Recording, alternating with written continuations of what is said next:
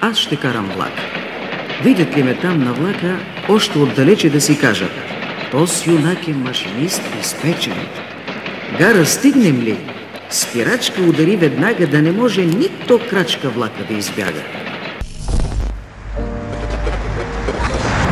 Разбирам това да направи някой елементарен, прост човек. А вие? Студент. Умът на нацията. Какво следвате? Докторе, цялата работа е там. Къде е цялата работа? Цялата работа е там, че искам да отида на море, а нямам пари. И аз нямам, но не симулирам. Аз всяко лято работя и изкарам по някой лев. А сега се запъна и не освобождават никога от бригада.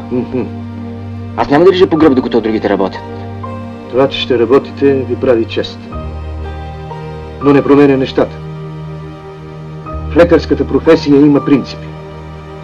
А вие ме карате да ги нарушавам. Вие ме карате просто да лъжа. Точно така. Не мога да ви дам бележка, разберете. Обичай ме, казваш ти. Другото не е важно. Но нали след 10 такива години по тавани и хазаи, обичта ни отдавна ще е изчезнала.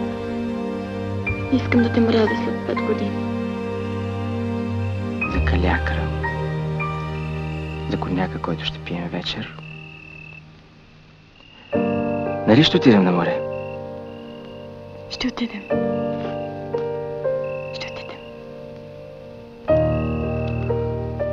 Виж колко е хубаво тук. Не мисли за утре.